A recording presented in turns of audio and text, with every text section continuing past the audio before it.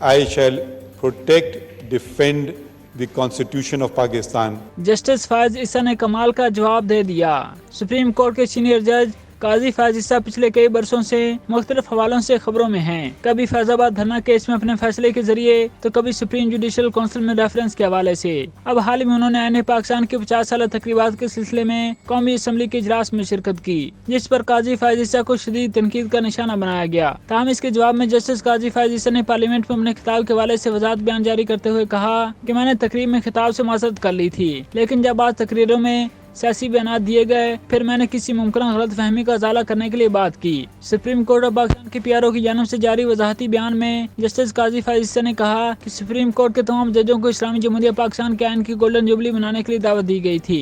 انہوں نے کہا کہ یہ دعوت قبول کرنے سے قبل معلومات حاصل کی گئی تھی کہ کیا سیاسی تقریریں کی جائیں گی اور یقین دہانیاں کرائی گئی تھیں کہ صرف آئین اور اس کے بنانے کے متعلق بات کی جائے گی، جبکہ مجھے بھیجے گئے پروگرام میں اس کی تصدیق بھی کی گئی تھی۔ ان کا کہنا تھا کہ اس نقطے کی وضاحت میرے عملے نے قومی اسمبلی کے ڈپٹی ڈائریکٹر سے کروائی اور پھر خود میں نے اسپیکر سے براہ راست بات کی اور اس کے بعد ہی دعوت قبول کی، کیونکہ میں آئین کے ساتھ اظہار یکجہتی کرنا چاہتا تھا۔ سپریم کورٹ کے سینئر جج نے کہا کہ مجھ سے پوچھا گیا تھا کہ کیا آپ تقریر کریں گے اور میں نے معذرت کر لی تھی، لیکن جب بعض تقریروں میں سیاسی بیانات دیے گئے پھر میں نے بات کرنے کے لیے درخواست کی تاکہ کسی ممکنہ غلط فہمی کا ازالہ ہو سکے اور پھر بات کی۔ ان کا کہنا تھا یہ امر باعث حیرت ہے کہ بعض لوگوں کو اس بات پر اعتراض ہے کہ میں کہاں بیٹھا تھا یا میں نے آئین کی یاد منانے کے لیے تقریب میں شرکت کیوں کی تھی۔ میں حال کے کونے میں یا گیلری میں بیٹھنے کو ترجیح دیتا، لیکن عدلیہ کے ایک فرد کی عزت افزائی کے لیے مجھے درمیان میں بٹھایا گیا۔ میں نے بیٹھنے کے لیے خود وہ جگہ نہیں چنی تھی۔ جسٹس قاضی فائز عیسیٰ نے کہا کہ آئین کو سیاسی تنوع کے تمام اطراف سے لوگوں کے براہ راست چنے گئے نمائندوں کے ذریعے بنایا گیا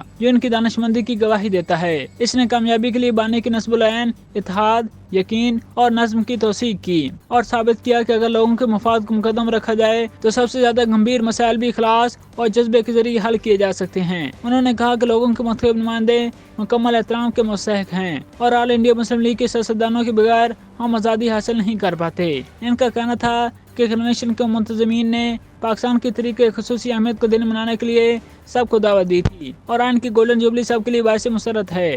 یہ کسی مخصوص ادارے یا جماعت کا تنہا استحقاق نہیں، آئین کی اہمیت سب پر واضح کی جانی چاہیے اور ایسا مسلسل کرنا چاہیے۔ سپریم کورٹ کے جج کا کہنا تھا کہ جب پاکستان کے پاس لوگوں کے براہ راست چنے گئے نمائندوں کا بنایا گیا آئین نہیں تھا تو ملک تقسیم ہو گیا تھا۔ اس مسلسل جاری غلطی کی اصلاح 50 سال قبل کی گئی اور لوگوں کے بنیادی حقوق تسلیم کر کے آئین میں درج کیے گئے، اس لیے تمام پاکستانیوں کی نجات آئین کی پابندی میں ہے۔ جسٹس قاضی فائز عیسیٰ نے کہا کہ شہریوں کا بہترین مفاد اسی میں ہے کہ تقسیم کے بیج نہ بوئے جائیں اور آئین کا منایا جانا ہمارے طریق کے اہم ترین لمحات میں سے ہے جسے منانا ضروری ہے۔ قومی اسمبلی ہال میں منعقدہ کنونشن میں گفتگو کرتے ہوئے جسٹس قاضی فائز عیسیٰ نے کہا تھا کہ میں یہاں کوئی سیاسی تقریر کرنے حاضر نہیں ہوا، بلکہ میں اپنے اور اپنے ادارے کی طرف سے کہنا چاہتا ہوں کہ ہم آئین کے ساتھ کھڑے ہیں۔